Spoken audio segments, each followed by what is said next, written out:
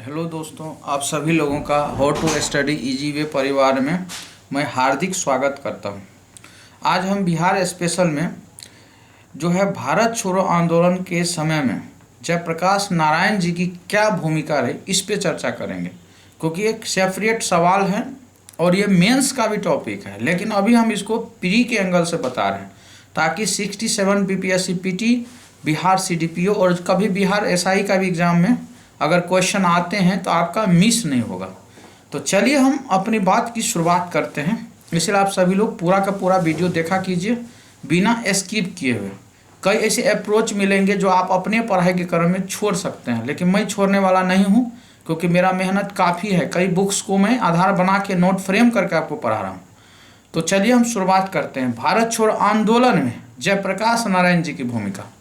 जैसा कि आपको पता है कि भारत छोड़ो आंदोलन की शुरुआत 8 अगस्त 1942 ईस्वी को बम्बई स्थित ग्वालियर टैंक से कर दी गई थी। लेकिन आपको ये भी पता है कि अगले ही तारीख 9 अगस्त 1942 को जितने भी महत्वपूर्ण नेता थे उन सभी की गिरफ्तारी हो गई।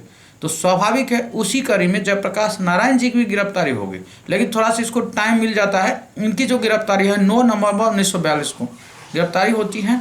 इसको हजारीबाग सेंट्रल जेल में डाल दिया जाता है, ठीक है।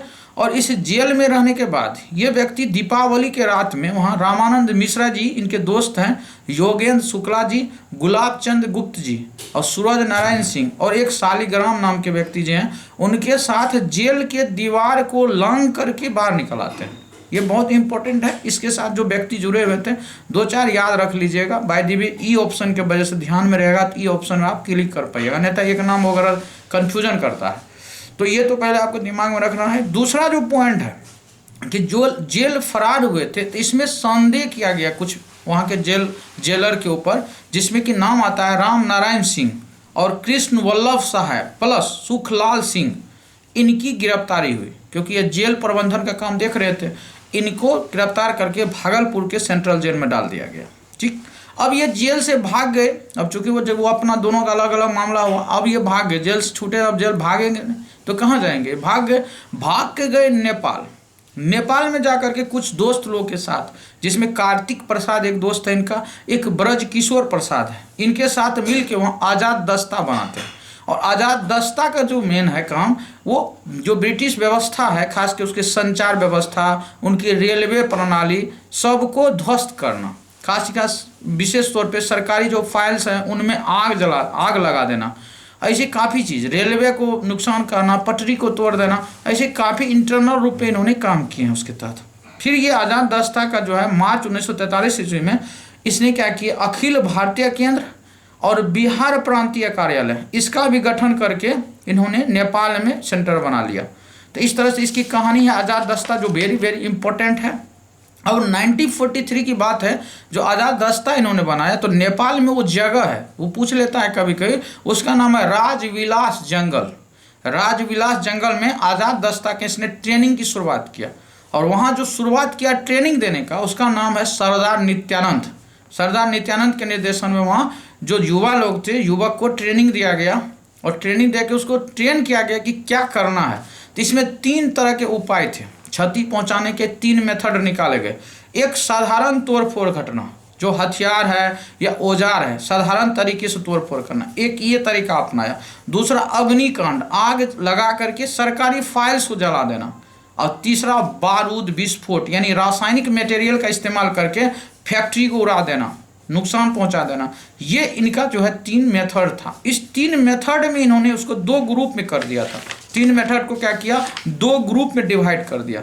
2 ग्रुप में क्या किया, पहला ग्रुप के अंतर्गत जो है तोड़फोड़ की कार्रवाई को जो अंजाम देना था, एक ये ग्रुप बनाया, उसके लिए अलग लोगों को रखा।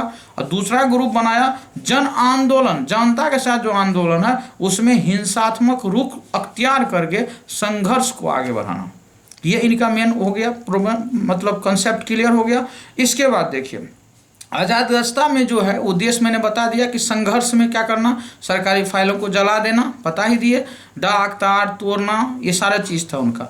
फिर देखिए नेपाल में आज़ाद दस्ता से प्रेरित होकर के क्या हुआ कि बिहार के भागलपुर और पूर्णिया में भी ऐसे संगठन चल पड़े। नेपाल के राजविलास जंगल में चल रहा था, बिहार में भागलपुर में चल रहा था और पूर्णिया में चल रहा था।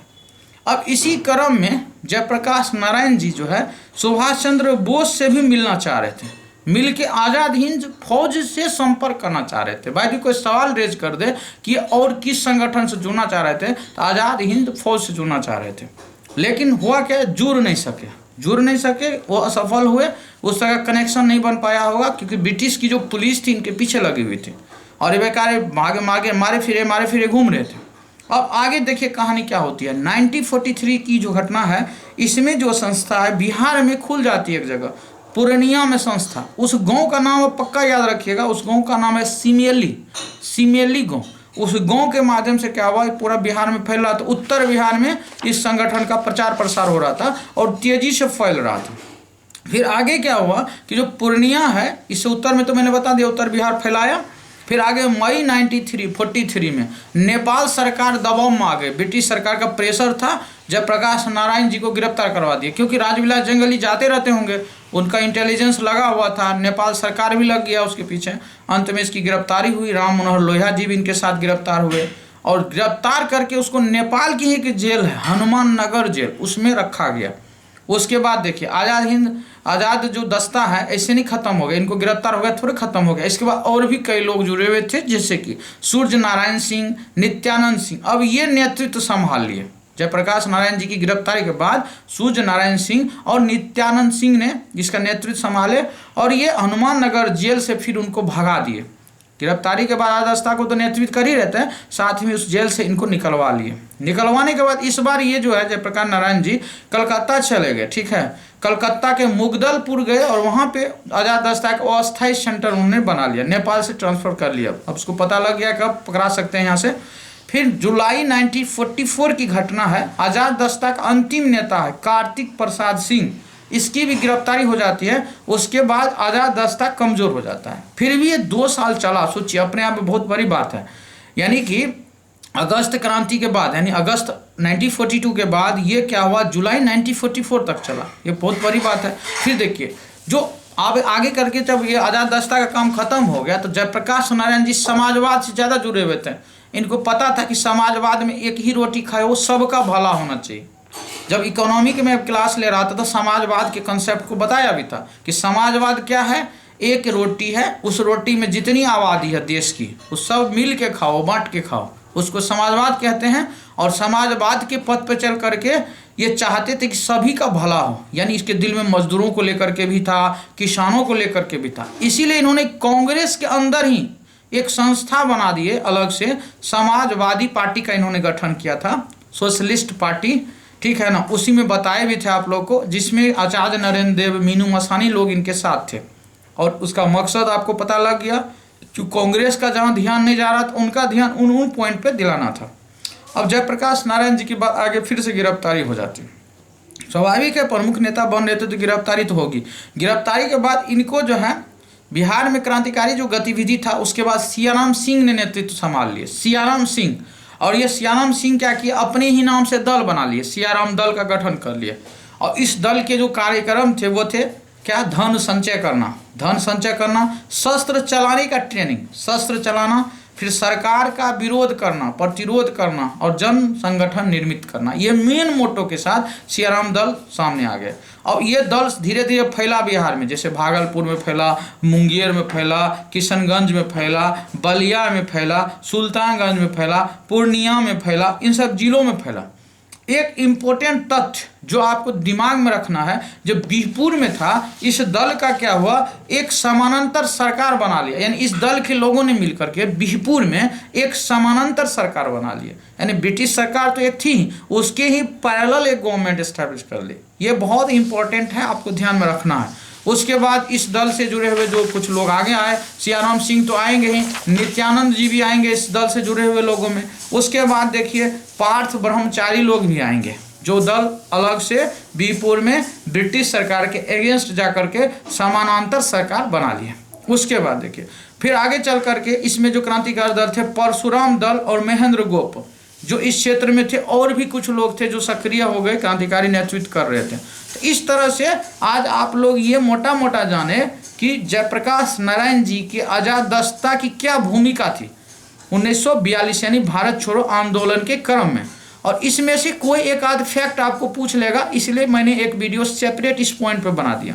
कोई ज़्यादा लंबा वीडियो नहीं होगा, आप इसको पढ़ लेंगे, सुन लेंगे तो एक क्वेश्चन आपका यहाँ से 100% सिक्योर हो जाएगा। अगर कोई क्वेश्चन रेज होगा यहाँ से तो इससे बाहर कोई क्वेश्चन नहीं जाने वाला है, क्योंकि ऑलरेडी मैंने 5-6 बुक्स को मिला करके नोट्स में डाटा मैंने लिया है और ये इंपॉर्टेंट है। अब इससे ज़्यादा डाटा कुछ पढ़ना पॉसिबल ही नहीं है, याद भी नहीं रहेगा, एकदम सेलेक्टेड डाटा है।